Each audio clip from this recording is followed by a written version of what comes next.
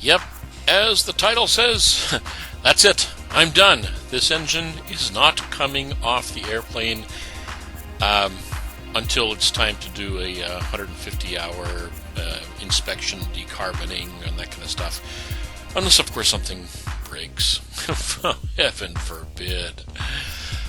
Yeah, the engine is going to be put on here. What you see here is some footage from last week where I mounted the carburetors, that kind of stuff. So, anyways, yeah, it's getting back together, and well, hopefully you enjoyed this episode. Like and subscribe, and we shall carry on with this episode, and hope you like it.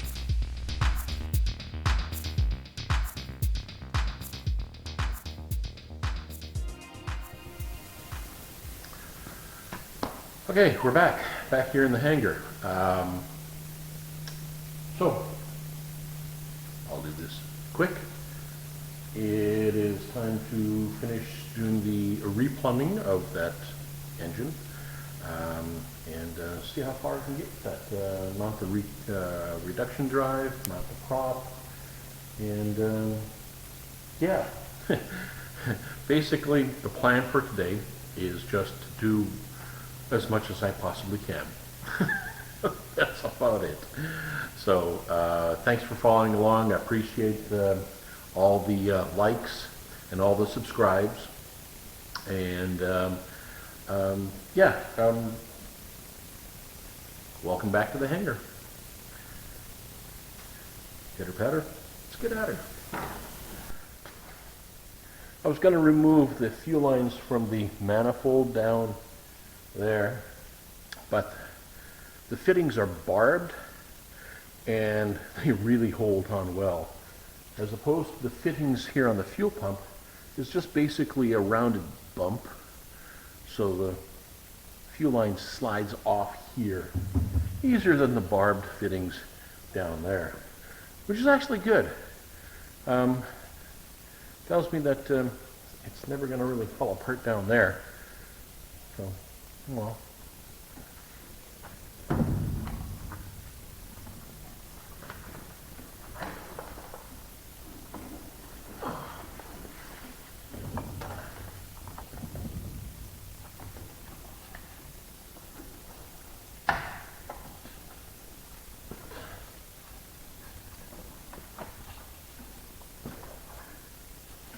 Now the question is,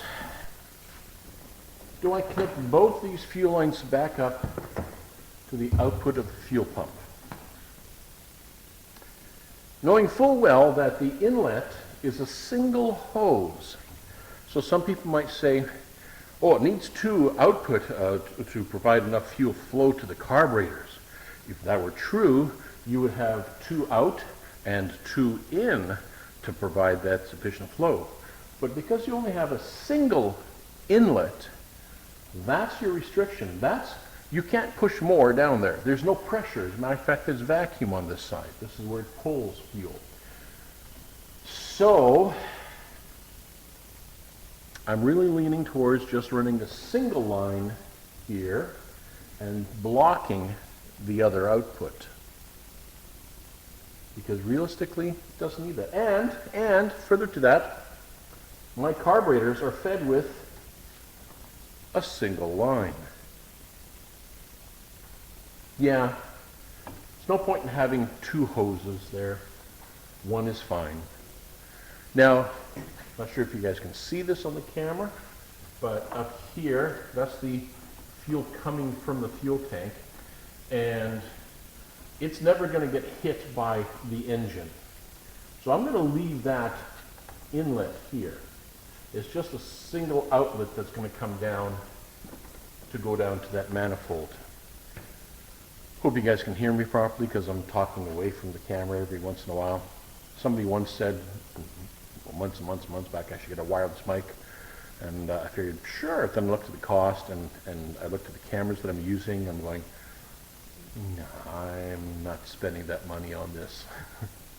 If you notice, I'm still under 500 subscribers at this point, and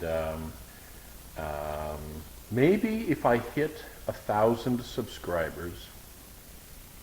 Yeah, you know what? When I hit 1,000 subscribers, I get that little milestone, 1,001. Let's call it 1,001. And stays that way for more than 38 days, because it goes up and down a little bit here and there sometimes. So 1,000 subscribers, I will look at getting a wireless microphone and maybe a different camera that'll work with the wireless microphone. But until then, this is low budget. Sorry, here's what it is. So, okay, back at it. You know what, maybe I got a better camera angle, you can see what I'm doing. Oh. Yeah, I'm just going to cut the hose, fold it, clamp it. That's all I'm going to do. I'm going to do the same thing on this here. I'm going to put a tiny stub of a hose on it, fold it, clamp it, and that'll work. So, all right, let's get at it. 20 minutes later. Changed my mind. I removed the fitting that the fuel line was in, and at first I looked to make sure I had plugs. I do have, so I'm going to be putting a plug in here rather than having a fuel line bent over and all kind of stuff. So it's in a hidden area, so if there ever is a leak, it'd be awful tough to tell. So I figure I'm just going to plug it properly and do it that way. So that's what I've been doing. I removed the hose, removed the fitting. I'm going to get the plug and seal it and plug it in there. 2 very boring minutes later. Okay, the plug has been inserted in the manifold. Unfortunately, I can't remove these fittings and screw in a plug because they're, well, they're press fit in there. And I think they're probably press fit at the factory, so okay. That one's going to have to get a hose that's folded over. But because it's up here, if there ever is a leak, I'll be able to see it. Down there, it's properly plugged, so I'm not going to worry too much about it. Okay, there we go. Okay, now just to plug the one. Alrighty, one of the questions that somebody asked me, actually was on the Facebook side. Why did I mount my fuel pump? Let's see if I can see this. Oh, there we go. Rotten cameraman. Why did I mount my fuel pump like this and not like how everybody else does it, flush down here? Why like this? Well, the reason for that, if you read the manual and the description of this fuel pump, this fitting here, the pulse hose fitting, at the very bottom, there is a tiny microscopic hole down here. Tiny little hole. It's not microscopic, but it's very, very small. It's called a weeping hole. And that is if fuel manages to pulse its way up into here, that it has somewhere to drain. So it doesn't pool back on the diaphragm. And I thought if I mounted it like everyone else does, sideways, if fuel ever got in here, it would pool on the back side of the diaphragm and start hindering the performance of the fuel pump by having a solid mass back there behind the diaphragm. And you can fill it up halfway, like where this fuel port is, it would eventually fill up to half that volume, which means that the amount of force on that fuel pump is half.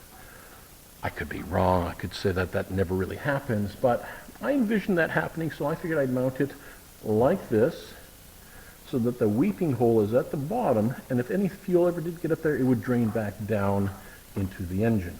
So that's why it's horizontal, not vertical.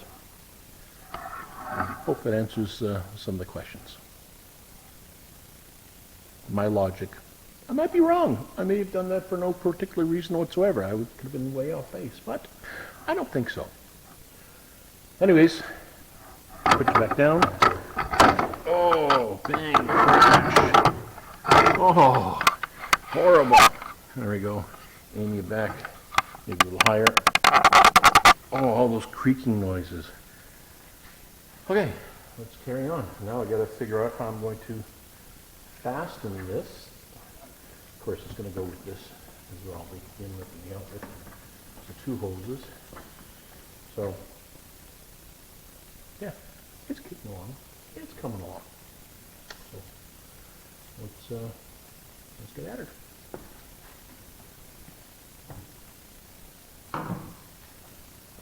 Just then.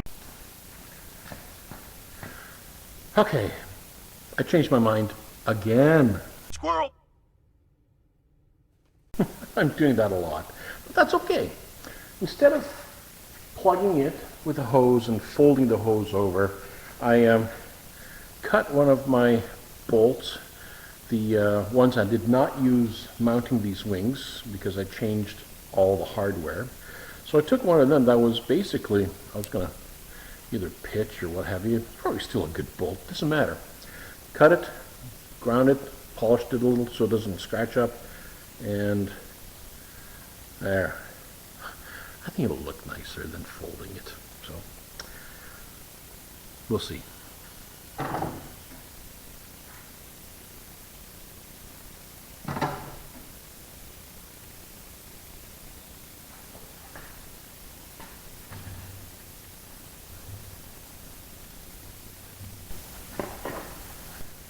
Okay.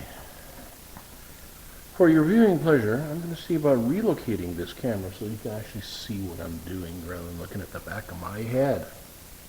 So, pardon the banging noises.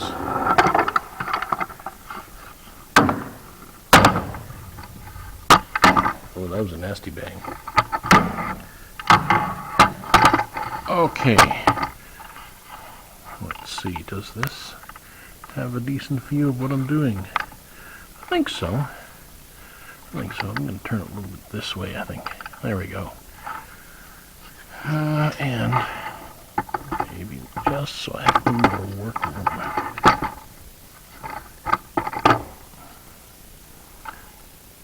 I think that'll work. Okay. What I need to do is I need to hook up this here because it is the oil injection pump control lever. As you increase throttle, it opens the valve, and as you open the carbs, I think it opens. I'll have to phone the guys at Rotax. Does it open it or close it? Just for clarification, and I'll put a little comment in the video. So anyways, this needs to be hooked up for the oil injection to this cable.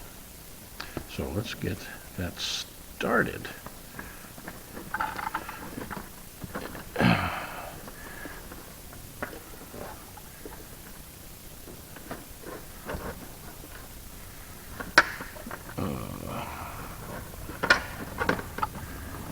Really is quite the pain in the backside doing this.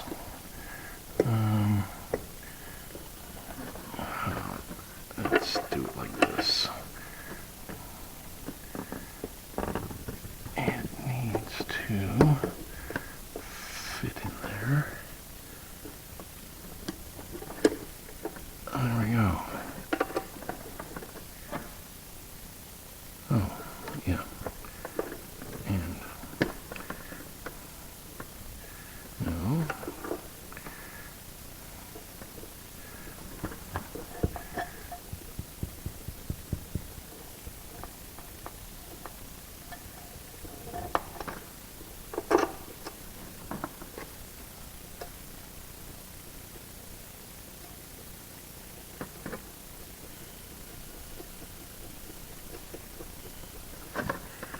Now there is a snap ring that goes here, and, well, a washer and a snap ring. So I'm going to go get that right now because this could fall off, vibrate off or so, so we just need to put a snap ring on there. Okay, ladies and gentlemen, I'm not sure if you can see, but the C-clip is on. So there we go.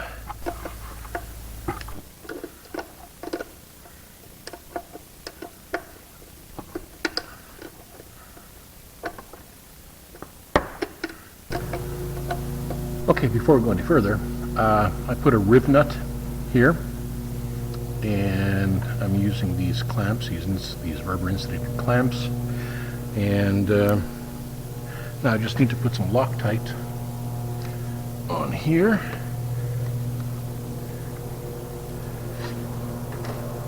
Because Loctite is your friend.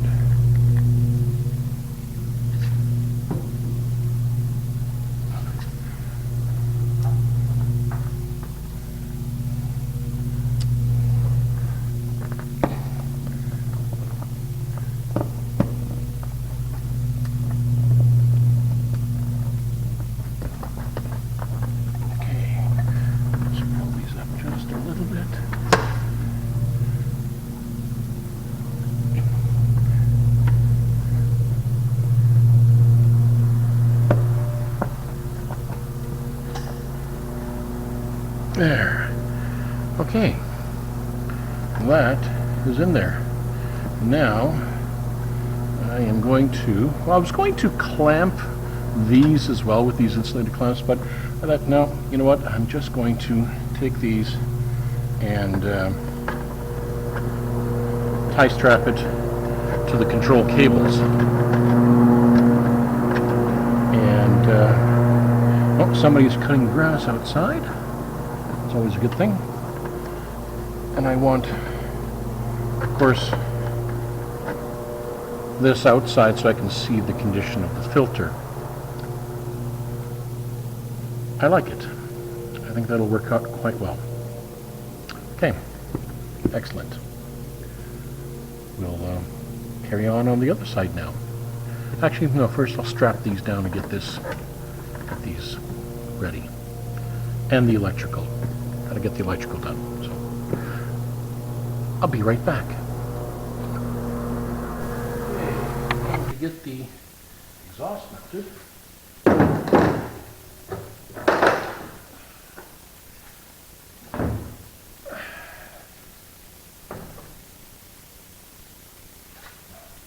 But before I put it together, I'm going to put some anti-seize. That's just so that it, well, doesn't seize up. It's a lubricant, sort of. Yeah, it is. This is copper based, so it's very high heat. And it's supposed to be able to wiggle and move a little bit. So I'm just making sure that it has a chance to wiggle and move a little bit. All right.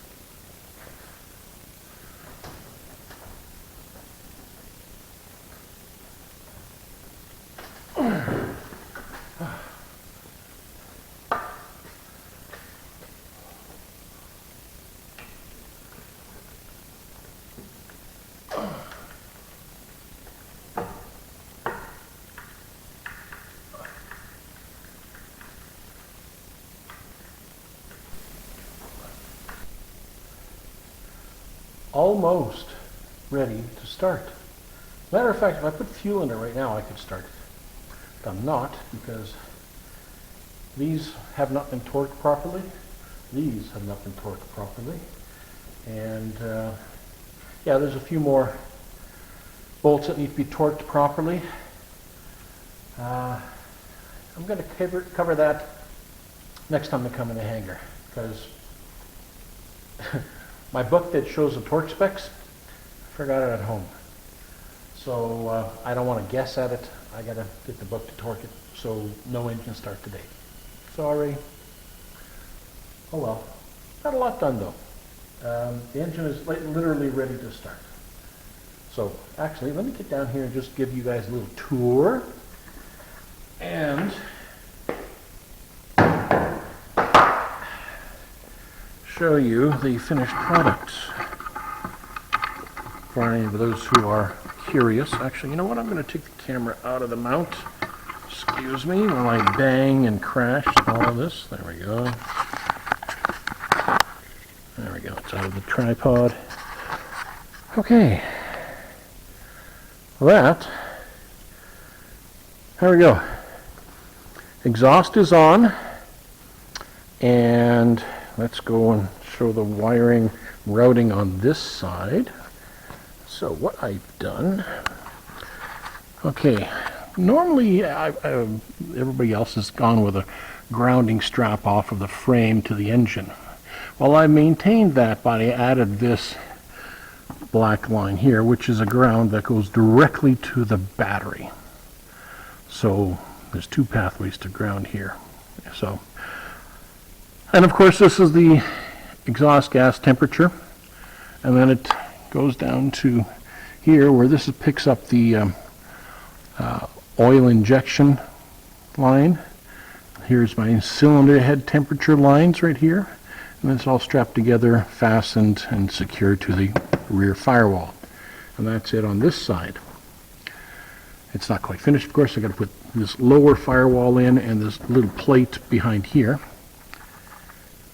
As you can see, prop on. Now let's walk around to the other side, the business end.